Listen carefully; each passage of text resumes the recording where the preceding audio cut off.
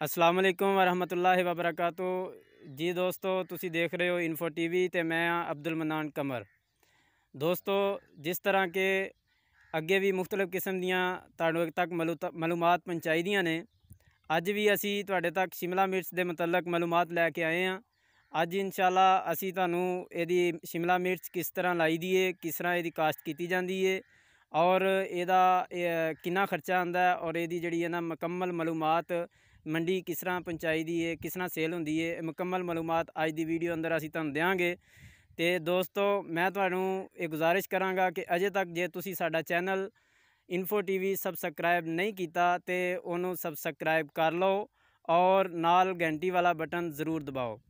दोस्तों, ये घंटी वाला बटन दबाने के नाल साडी हर आने वाली वीडियो तुहाडे तक पहुँच जाएगी। तो साडी अगर ये अज की वीडियो पसंद आए तो इनू लाइक और शेयर ज़रूर करना।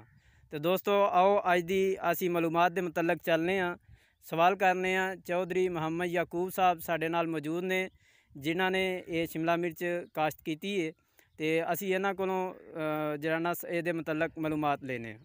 अस्सलाम वालेकुम रहमतुल्लाह। वालेकुम सलाम जनाब, की हाल ठीक ठाक हो? अल्लाह का शुक्र, ठीक है अल्हम्दुलिल्लाह।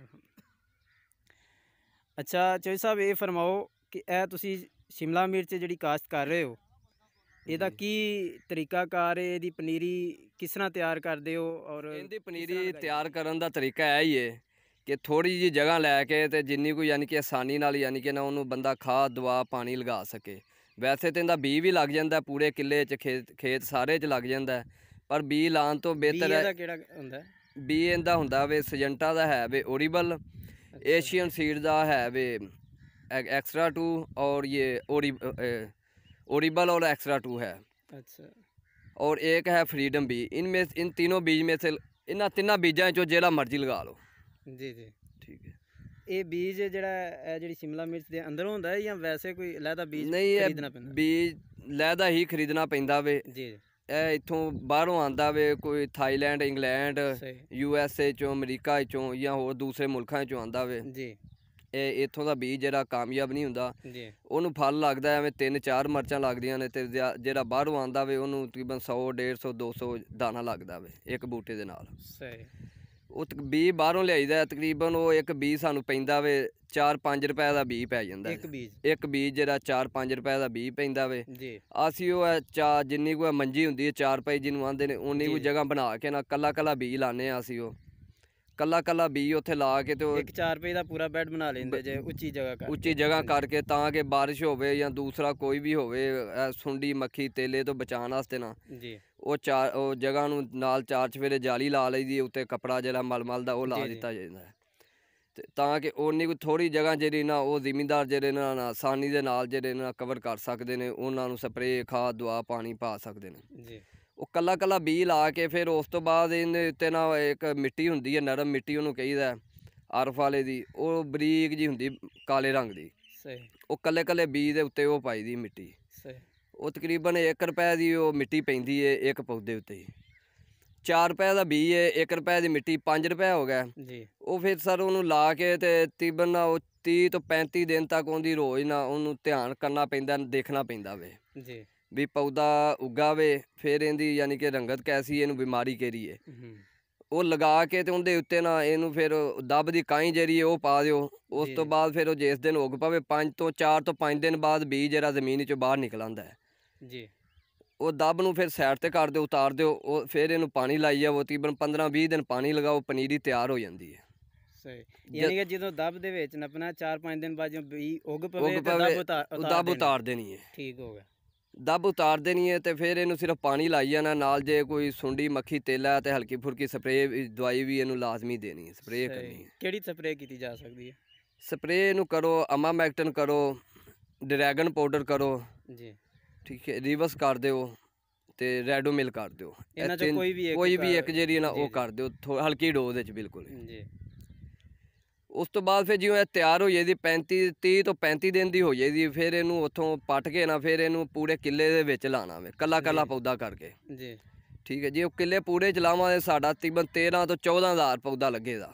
सही। 14 हज़ार पौधा एक किले च लगे, एक किले च, हाँ जी, एक एकड़ च लगेगा पौधा।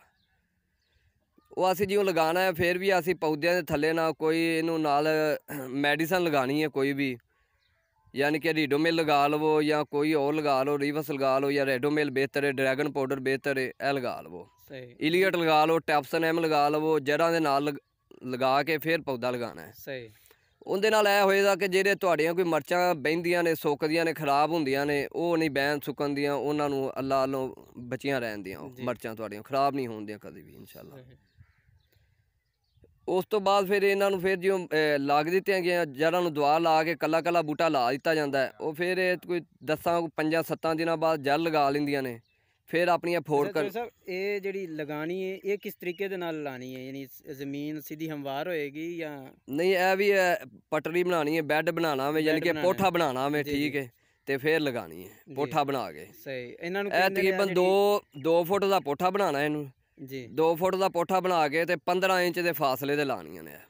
ਹਰ 15 ਇੰਚ ਬਾਅਦ ਪੌਦਾ ਲਗਾਉਣਾ ਹੈ। ਪੋਠਾ ਇਹਨੂੰ ਕਹਿੰਦੇ ਨੇ, ਇਹ ਪਟਲੀ ਹੈ ਜਿਹਨੂੰ, ਹਾਂਜੀ, ਬੈੱਡ ਜਿਹਨੂੰ ਕਿਹਾ, ਖੇਲ ਕਹਿੰਦੇ ਆ, ਖੇਲ, ਹਾਂਜੀ, ਖੇਲ ਵੀ ਕਿਹਾ ਜਾਂਦਾ ਹੈ, ਖੇਲ ਵੀ, ਪੋਠਾ ਵੀ, ਬੈੱਡ ਵੀ, ਹਾਂਜੀ। ਇਹ 2 ਫੁੱਟ ਦਾ ਬਣਾਉਣਾ ਹੈ, 2 ਫੁੱਟ ਦਾ ਬਣਾ ਕੇ ਤੇ 15-15 ਇੰਚ ਦੇ ਫਾਸਲੇ ਤੇ ਇਹਨਾਂ ਨੂੰ ਲਾਣਾ ਹੈ। ਸਹੀ।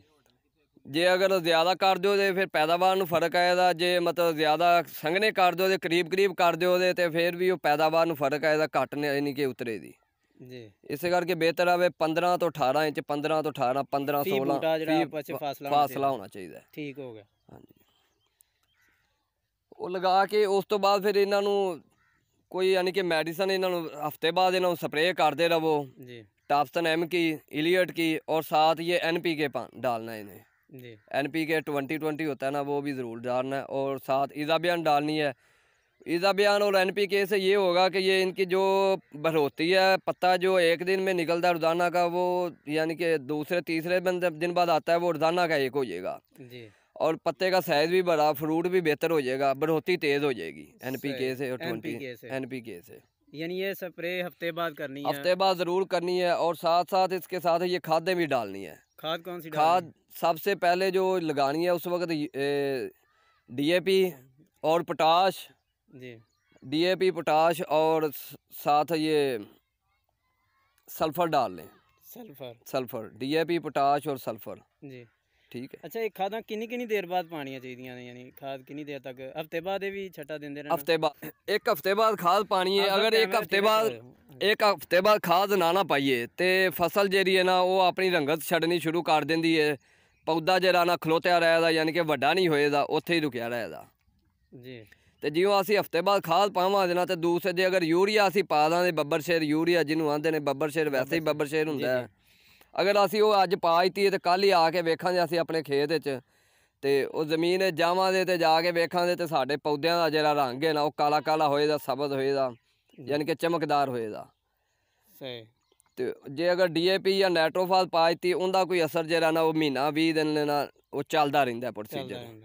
सही, ठीक। बैड बनाने तो बाद ਜਿਹੜਾ ਇਹਨੂੰ ਜਦੋਂ ਉਗ ਪੈਣਾ, ਫਿਰ ਹਫਤੇ ਬਾਅਦ ਇਹਨੂੰ ਸਪਰੇਅ ਕਰੀ ਜਾਣੀ ਹੈ। ਇਹਨੂੰ ਹਫਤੇ ਬਾਅਦ ਸਪਰੇਅ ਕਰਨੀ ਹੈ, ਫਿਰ ਹਫਤੇ ਬਾਅਦ ਨਾਲ ਖਾਦਾਂ ਪਾਈ ਜਾਣੀਆਂ ਜੀ ਜੀ। ਠੀਕ ਹੋ ਗਿਆ। ਪੋਟਾਸ਼ੀਅਮ ਪਾ ਲਓ ਜਾਂ ਜਿਹੜਾ ਨਾ DAP, ਨਾਈਟ੍ਰੋਫਾਸ ਜਾਂ ਬੱਬਰ ਸ਼ੇਰ ਯੂਰੀਆ ਪਾ ਲਓ। ਸਹੀ। ਇਹਨਾਂ 'ਚ ਕੋਈ ਵੀ ਖਾਦ ਪਾ ਲਓ ਤੇ ਜਿਹੜਾ ਨਾ ਆਪਣਾ ਅਸਰ ਦਿਖਾਉਂਦੀ ਹੈ। ਉਹ ਹਸਬੇ ਮਾਮੂਲ ਪਾਉਂਦੇ। ਕਿੰਨੀ ਦੇਰ ਬਾਅਦ ਇਹ ਫਸਲ ਫਲ ਦੇਣਾ ਸ਼ੁਰੂ ਹੋ ਜਾਂਦਾ? ਇਹ 3 ਮਹੀਨਿਆਂ बाद पौधा 3 महीने बाद 90 दिन बाद, यानी 90 दिन बाद फल देना शुरू हो जाता है पौधा। ठीक हो गया।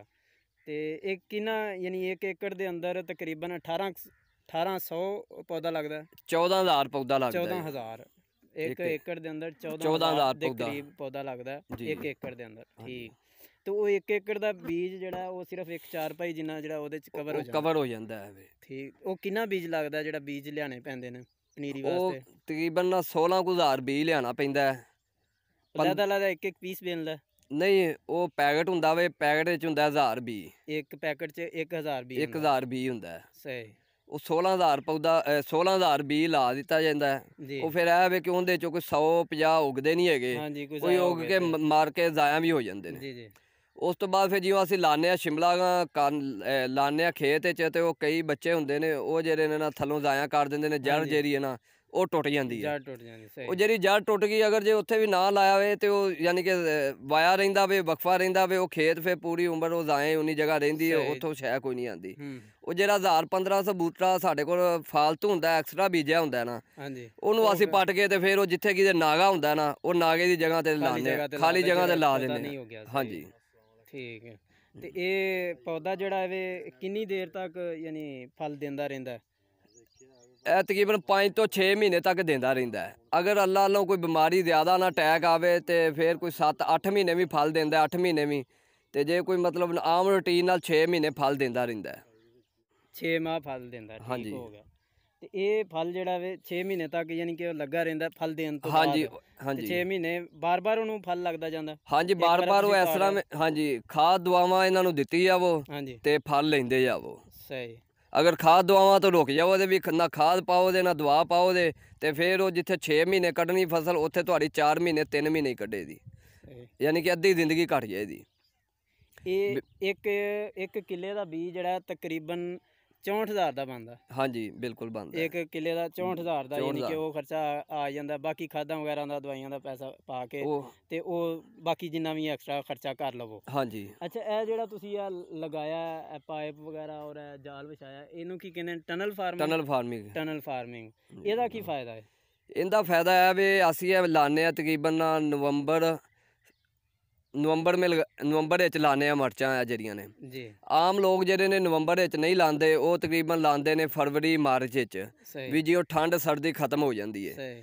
ਅਸੀਂ ਇਹਨਾਂ ਨੂੰ ਸਰਦੀ ਤੋਂ, ਠੰਡ ਤੋਂ, ਕੋੜੇ ਤੋਂ ਬਚਾਉਣ ਵਾਸਤੇ ਨਾ ਉੱਤੇ ਛਾਪਰ ਲਾ ਦਿੰਦੇ ਆ, ਪੈਪ ਲਾ ਕੇ। ਇੱਕ ਖੇਲ ਤੇ 20 ਪੈਪ ਲੱਗਦੇ ਨੇ, 20 ਪੈਪ ਇੱਕ ਖੇਲ ਤੇ ਲਾ ਕੇ। ਹਾਂਜੀ, ਇਹ 6 ਲੈਣਾ ਹੁੰਦੀਆਂ ਇੱਕ ਖੇਲ ਦੇ ਵਿੱਚ, 6 ਲੈਣਾ ਹੁੰਦੀਆਂ, ਤੇ ਇੱਕ ਲਾਈਨ ਦੇ ਉੱਤੇ ਯਾਨੀ ਕਿ 20 ਪੈਪ ਲੱਗਣ ਦੇ। ਇੱਕ ਲਾਈਨ ਤੇ 20 ਪੈਪ ਲੱਗਣ ਦੇ। ਹਾਂਜੀ, ਯਾਨੀ ਕਿ 200 ਫੁੱਟ ਲੰਬਾਈ ਤੇ 20 ਪੈਪ ਲੱਗਣ ਦੇ, 200 ਫੁੱਟ ਲੰਬਾਈ ਤੇ। ਸਹੀ। ਹਾਂਜੀ, ਤੇ ਇੱਕ ਕਿੱਲੇ ਦੇ ਵਿੱਚ ਤਕਰੀਬਨ 13 ਤੋਂ 14 ਯਾਨੀ ਕਿ ਨਾ ਬੈੱਡ ਹੋਣ ਦੇ, 13 ਤੋਂ 14 ਬੈੱਡ ਹੋਣ ਦੇ। 300 ਪੈਪ ਜਿਹੜਾ ਨਾ ਇਹ ਲੱਗੇਦਾ ਇੱਕ ਕਿੱਲੇ 'ਚ। ਇੱਕ ਕਿੱਲੇ 'ਚ 300 ਪੈਪ ਲੱਗੇਗਾ ਜੀ। ਉਹਦੇ ਉੱਤੇ ਫਿਰ ਤੁਸੀਂ ਪਲਾਸਟਿਕ ਪਾ ਦਿੰਦੇ? ਪਲਾਸਟਿਕ ਪਾ ਦਿੰਦੇ ਆ, ਕੋਰੇ ਤੋਂ, ਠੰਡ ਤੋਂ, ਸਰਦੀ ਤੋਂ। ਹਾਂਜੀ, ਤਾਂ ਕਿ ਪੌਦੇ ਫਿਰ ਖਰਾਬ ਨਾ ਹੋਣ। ਹਾਂਜੀ, ਸਹੀ। ਤੇ ਫਿਰ ਇਹ ਜਿਹੜਾ ਹੁਣ ਇਸ ਟਾਈਮ ਮੈਨੂੰ ਸ਼ਿਮਲਾ ਮਿਰਚ ਲੱਗੀ, ਇਹ ਫਲ ਲੱਗਾ ਹੋਵੇ? ਹਾਂਜੀ, ਲੱਗਾ। ਤੇ ਇਹ ਜਿਹੜਾ ਫਲ 6 ਮਾਹ ਜਿਹੜਾ ਮਸਲਸਲ ਦਿੰਦਾ ਰਹਿੰਦਾ ਫਲ, ਹਾਂਜੀ, ਤੇ ਇਹਨੂੰ ਕਿਸ ਤਰ੍ਹਾਂ ਫਿਰ ਤੁਸੀਂ ਤੋੜਦੇ? ਕਿਸ ਤਰ੍ਹਾਂ ਕਰਕੇ ਤੇ ਫਿਰ ਮੰਡੀ ਲੈ ਕੇ ਜਾਂਦੇ? ਇਹ ਤਕਰੀਬਨ ਇੱਕ ਹਫ਼ਤੇ ਬਾਅਦ ਇਹਨੂੰ ਯਾਨੀ ਕਿ ਲੱਗਦੀ, ਲੇਬਰ ਲੱਗਦੀ ਹੈ, ਉਹ ਇੱਕ ਹਫ਼ਤੇ ਬਾਅਦ ਇਹਨੂੰ ਤੋੜਦੀ 1 ਏਕੜ ਨੂੰ। ਸਹੀ। ਯਾਨੀ ਕਿ ਜਿਹੜਾ ਅੱਜ ਤੋੜ ਲਿਆ ਨਾ, ਅਗਲੇ ਹਫ਼ਤੇ ਫਿਰ ਉਹਨੂੰ ਅਗਲੇ ਐਤਵਾਰ ਫਿਰ ਤੋੜਨਾ ਹੈ। ਸਹੀ। ਤੇ ਉਹ ਇੱਕ ਵੀਗਾ ਜਿਹੜਾ ਵੇ ਇੱਕ ਦਿਨ ਤੋੜ ਲਈਦਾ, ਦੂਸਰਾ ਵੀਗਾ ਦੂਸਰੇ ਦਿਨ, ਫਿਰ ਇਸ ਤਰ੍ਹਾਂ ਕਰਕੇ ਬਣਾਇਆ ਹੁੰਦਾ ਵੇ ਪ੍ਰੋਸੀਜਰ, ਸਿਲਸਿਲਾ, ਯਾਨੀ ਕਿ ਨਾ ਵੀ ਉਹ ਲੇਬਰ ਜਿਹੜੀ ਲੱਗੀ ਉਹ ਲੱਗੀ ਰਵੇ। ਇੱਕ ਪੌਦਾ ਜਿਹੜਾ ਵੇ ਉਹ ਤਕਰੀਬਨ 4 ਤੋਂ 5 ਦਿਨ ਬਾਅਦ, 6 ਦਿਨ ਬਾਅਦ ਫਲ ਜਿਹੜਾ ਨਾ ਉਹ ਤਿਆਰ ਕਰ ਦਿੰਦਾ ਵੇ। ਉਹਨੂੰ ਖਾਦ 5 ਤੋਂ 6 ਦਿਨ ਬਾਅਦ ਖਾਦ ਦਵਾ ਦਿੱਤੀ ਜਾਵੋ ਤੇ ਉਹ ਦੇ ਦਿੰਦਾ ਫਲ। ਸਹੀ। ਤੇ ਇਹ ਜਿਹੜਾ ਫਲ ਹੈ ਇਹਦੀ ਕੀ ਮਾਰਕੀਟ 'ਚ ਕਿਸ ਹਿਸਾਬ ਨਾਲ ਦਿੱਤਾ ਜਾਂਦਾ? ਉੱਥੇ ਕੋਈ ਬੋਰੀਆਂ ਦੇ ਹਿਸਾਬ ਨਾਲ ਜਾਂਦਾ, ਮਨ ਦੇ ਹਿਸਾਬ ਨਾਲ? ਹਾਂਜੀ, ਉੱਥੇ ਬੋਰੀਆਂ ਦੇ ਹਿਸਾਬ ਨਾਲ ਜਾਂਦਾ। ਤੋੜੇ ਜਿਹੜੇ ਹੁੰਦੇ ਨੇ ਉਹ ਭਰੀ ਦੇ ਨੇ, ਤਕਰੀਬਨ 25-26 ਕਿਲੋ ਦਾ ਤੋੜਾ ਹੁੰਦਾ ਵੇ ਜੀ। ਤੇ ਉਹ ਪਿਛਲੇ ਸਾਲ ਤੇ ਵਿਕਦਾ ਰਿਹਾ ਸੀ 1800, 1900, 1600, 1500 ਦਾ ਜੀ।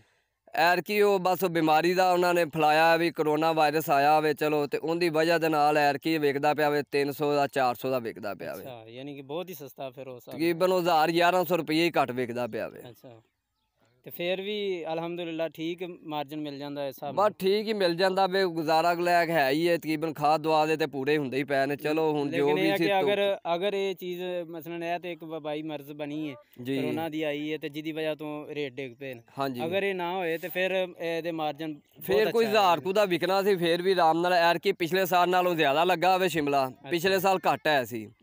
ਪਿਛਲੇ ਸਾਲ 1600-1700 ਦਾ ਵਿਕਦਾ ਇਹ, ਐਰਕੀ ਜ਼ਿਆਦਾ ਲੱਗਾ ਹੋਵੇ। ਤੇ ਜੇ ਅਗਰ ਕਰੋਨਾ ਵਗੈਰਾ ਨਾ ਹੁੰਦਾ ਹੈ ਬਿਮਾਰੀ, ਤੇ ਫਿਰ ਚਲੋ ਇਨਸ਼ਾਅੱਲਾ ਵਿਕਦਾ ਹੀ ਰਹਿਣਾ 1000-1200 ਦਾ। ਫਿਰ ਵੀ 1000 ਤੋਂ ਉੱਤੇ ਹੀ ਵਿਕਣਾ 1100-1200 ਦਾ। ਸਹੀ। ਚਲੋ, ਮਾਸ਼ਾਅੱਲਾ। ਤੇ ਇਹ ਹੁਣ ਇਸ ਟਾਈਮ ਜਿਹੜਾ ਲੱਗਿਆ ਪੌਦਾ, ਜਿੰਨਾ ਲੱਗੇ ਨੇ ਤਕਰੀਬਨ 14000 ਪੌਦਾ ਯਾਨੀ ਇੱਕ ਕਿੱਲੇ ਦੇ ਵਿੱਚ ਤੁਹਾਡਾ ਲੱਗਾ ਹੋਵੇ। ਤੇ ਇਹ ਹੁਣ ਤੁਸੀਂ ਨਵੰਬਰ ਦੇ ਮਹੀਨੇ 'ਚ ਇਹਨੂੰ ਕਾਸ਼ਤ ਕਰਨਾ? ਹਾਂਜੀ, ਨਵੰਬਰ ਵਿੱਚ ਸ਼ੁਰੂ ਕੀਤੀ ਜੀ। ਨਵੰਬਰ ਵਿੱਚ ਅਸੀਂ ਲਾਈ ਸੀ। ਹਾਂਜੀ, ਨਵੰਬਰ 'ਚ ਲਾਈ ਸੀ। ਤੇ ਕਦੋਂ ਤੱਕ ਚੱਲੇਗੀ ਹੁਣ? ਐਂਡ ਇਹਦਾ ਖਤਮ ਕਦੋਂ ਕਰੋਗੇ? ਇਹ ਤਕਰੀਬਨ ਜੁਲਾਈ ਅਗਸਤ ਤੱਕ, ਜੁਲਾਈ ਅਗਸਤ ਤੱਕ ਯਾਨੀ ਇਹ ਤੁਹਾਡਾ ਫਲ ਦਿੰਦਾ ਰਹੇਗਾ। ਹਾਂਜੀ ਦਿੰਦਾ ਰਹੇਗਾ। ਅੱਛਾ, ਅਗਰ ਇਹ ਦੱਸੋ ਕਿ ਅਗਰ ਕੋਈ ਸਾਥੀ ਜਿਹੜੇ ਨੇ, ਕੋਈ ਲੋਕ ਆਪਣੇ ਘਰਾਂ ਦੇ ਅੰਦਰ ਸ਼ੌਕੀਨ ਹੋਣ ਇਸ ਪੌਦੇ ਨੂੰ ਲਗਾਉਣ ਵਾਸਤੇ, ਹਾਂਜੀ, ਤੇ ਉਹ ਵੀ ਲਗਾ ਸਕਦੇ ਨੇ ਘਰਾਂ 'ਚ ਇਹਦੀ ਜਿਹੜਾ ਕਾਸ਼ਤ ਕੀਤੀ? ਬਿਲਕੁਲ ਲਾ ਸਕਦੇ ਨੇ। ਉਹ ਕਿਉਂ ਨਹੀਂ ਲਾ ਸਕਦੇ? ਦੁਕਾਨ ਤੇ ਵੀ ਜਾਣਾ ਮਿੰਟ ਬਾਅਦ ਲੈਣ ਸਬਜ਼ੀ, ਤੇ ਘਰ 'ਚ ਲਾਉਣ, 2 ਪੌਦੇ ਲਾਉਣ ਤੇ ਉਹਨਾਂ ਕੋਲ ਮੁੱਕਣੀ ਨਹੀਂ ਹੈਗੀ। 20 ਬੰਦਿਆਂ ਕੋਲੋਂ ਸਬਜ਼ੀ ਹੈ। ਅੱਛਾ, ਹਾਂਜੀ। ਤੇ ਘਰਾਂ 'ਚ ਲਾਉਣ ਵਾਸਤੇ ਉਹਨਾਂ ਨੂੰ ਕੀ ਤਰੀਕਾਕਾਰ ਅਪਣਾਉਣਾ ਪਏਗਾ? ਉਹਨਾਂ ਨੂੰ ਇਹ ਹੀ ਹੈ ਕਿ ਇੱਕ ਕੋਈ ਗਮਲਾ ਲੈਣ ਜਾਂ ਕੋਈ ਹੋਰ ਮਤਲਬ ਲੈਣ ਜਿੰਦੇ 'ਚ ਮਿੱਟੀ ਪਾ ਕੇ, ਕੋਈ ਕਿਆਰੀ ਵਗੈਰਾ ਹੋਵੇ ਜਿੰਦੇ 'ਚ ਮਿੱਟੀ ਪਾ ਕੇ ਤੇ ਪੌਦੇ ਲਾ ਲੈਣ ਜੀ। ਪੌਦੇ ਲਾ ਕੇ ਤੇ ਉਹਨਾਂ ਨੂੰ ਨਾਲ ਕੋਈ ਖਾਦ ਦਵਾ ਇੱਕ ਵਾਰੀ ਦੇ ਦੇਣ। ਉਸ ਤੋਂ ਬਾਅਦ ਖਾਦ ਦਵਾਈ ਦੀ ਜ਼ਰੂਰਤ ਕੋਈ ਨਹੀਂ ਘਰ 'ਚ। ਘਰ 'ਚ ਬਿਮਾਰੀ ਵੀ ਘੱਟ ਹੈ, ਸੁੰਡੀ ਤੇਲਾ ਮੱਖੀ ਵੀ ਕੋਈ ਨਹੀਂ ਹੁੰਦੀ, ਤੇ ਉਹ ਇਸੇ ਕਰਕੇ ਘਰ 'ਚ ਤੇ ਫ੍ਰੀ ਹੋ ਜਾਣਾ ਬਸ। ਸਹੀ। ਤੇ ਉਹ ਬੀਜ ਵਗੈਰਾ ਕਿੱਥੋਂ ਹਾਸਲ ਕੀਤੇ ਜਾ ਸਕਦੇ ਨੇ ਤੇ ਘਰ ਵਾਸਤੇ? ਕਿਉਂਕਿ ਅਗਰ ਕੋਈ ਸਾਥੀ ਘਰਾਂ 'ਚ ਲਾਉਣਾ ਚਾਹੁੰਦਾ ਤੇ ਉਹਦਾ ਕੀ ਤਰੀਕਾ? ਘਰਾਂ 'ਚ ਲਾਉਣ ਵਾਸਤੇ ਇਹੀ ਹੈ ਕਿ ਗੌਰਮੈਂਟ ਨੇ ਵੀ ਇੱਕ ਕੱਢਿਆ ਹੋਵੇ ਤਰੀਕਾ, ਵੀ ਥੋੜੇ ਬੀਜ ਜਿਹੜੇ ਨੇ ਨਾ ਉਹ ਪੈਕਟਾਂ 'ਚ ਪਾ ਕੇ ਤੇ ਉਹ ਦਿੰਦੇ ਪਏ ਨੇ ਘਰਾਂ 'ਚ ਆ ਕੇ, ਡੇਰਿਆਂ ਤੇ ਆ ਕੇ ਨਾ, ਵੀ ਇਹ ਜ਼ਿਮੀਦਾਰ ਜਿਹੜੇ ਨੇ ਘਰਾਂ 'ਚ ਲਾਉਣ, ਦੂਸਰੇ ਵੀ ਲੋਕ ਜਿਹੜੇ ਨੇ ਨਾ ਸਾਰੇ ਆਪੋ ਆਪਣੇ ਘਰਾਂ 'ਚ ਸਬਜ਼ੀਆਂ ਲਾਉਣ ਤੇ ਘਰੋਂ ਹੀ ਤੋੜਨ, ਘਰੋਂ ਹੀ ਖਾਣ, ਦੁਕਾਨਾਂ 'ਤੇ ਨਾ ਜਾਣ। ਇੱਕ ਤੇ ਤਾਜ਼ੀ ਹੁੰਦੀ ਤੇ ਦੂਸਰਾ ਦਵਾ ਖਾਦ ਤੋਂ ਵੀ ਬਚੀ ਹੁੰਦੀ ਹੈ। ਤੇ ਉਹ ਕੁਛ ਲੋਕਾਂ ਨੂੰ ਮਿਲਦੇ ਨੇ, ਕੁਛ ਲੋਕਾਂ ਨੂੰ ਨਹੀਂ ਮਿਲਦੇ ਹੈਗੇ। ਜਿਨ੍ਹਾਂ ਨੂੰ ਨਹੀਂ ਮਿਲਦੇ ਉਹ ਫਿਰ ਇਤਰਾਜ਼ ਕਰਦੇ ਨੇ, ਤੇ ਉਹਦੀ ਵਜ੍ਹਾ ਨਾਲ ਫਿਰ ਉਹ ਜਿਨ੍ਹਾਂ ਨੂੰ ਮਿਲਦੇ ਨੇ ਨਾ, ਗੌਰਮੈਂਟ ਉਹਨਾਂ ਨੂੰ ਵੀ ਕੋਈ ਨਹੀਂ ਹੁੰਦੇ ਦਿੰਦੀ। ਤੇ ਬਿਹਤਰ ਇਹ ਹੀ ਹੈ ਕਿ ਬਦਾਮੀ ਬਾਗ ਵਾਲੀ ਮੰਡੀ ਨਾਜ਼ਮ ਦੁਕਾਨ ਹੈ, ਰਿਚ ਗਰੀਨ ਵਾਲਾ ਜਾਂ ਸ਼ੇਖਾਂ ਦੀ ਹੈ ਜਾਂ ਮੋਰ ਗਰੀਨ ਵਾਲਿਆਂ ਦੀ ਹੈ, ਉਹਨਾਂ ਕੋਲੋਂ ਜਾਓ, ਉਹਨਾਂ ਕੋਲੋਂ ਥੋੜੇ ਬੀਜ ਲੈ ਆਵੋ। ਘੀਆ ਤੋਰੀ, ਘੀਆ ਕਰੇਲਾ, ਸ਼ਿਮਲਾ, ਜਿੰਨੀਆਂ ਵੀ 7-8 ਸਬਜ਼ੀਆਂ ਨੇ, ਹਾਂਜੀ, ਉਹ ਲਿਆ ਕੇ ਤੇ ਲਹਿਦਾ ਕਰਕੇ ਬੀਜ ਲਾ ਦੇਵੋ, ਤੇ ਉਹ ਘਰ ਖਾਂਦੇ ਰਹੋ ਤੇ ਤਿਆਰ ਹੋ ਜਾਂਦੀਆਂ, ਉਹਨਾਂ ਦਾ ਕੋਈ ਨਹੀਂ ਮਸਲਾ। ਸਹੀ। ਤੇ ਲਓ ਜੀ ਨਾਜ਼ਰੀਨ, ਇਹ ਬਹੁਤ ਸਾਰੀ ਇਨਫੋਰਮੇਸ਼ਨ ਭਾਈ ਮੁਹੰਮਦ ਯਾਕੂਬ ਸਾਹਿਬ ਨੇ ਦਿੱਤੀ ਹੈ। ਇੱਕ ਤੇ ਜਿਹੜੇ ਲੋਕ ਖੇਤਾਂ ਦੇ ਅੰਦਰ ਇਹਨਾਂ ਨੂੰ ਲਾਉਣਾ ਚਾਹੁੰਦੇ ਨੇ, ਉਹਨਾਂ ਦੀ ਵੀ ਮੁਕੰਮਲ ਤਫਸੀਲ ਅੱਜ ਇਸ ਵੀਡੀਓ ਦੇ ਅੰਦਰ ਦੱਸੀ ਗਈ ਹੈ।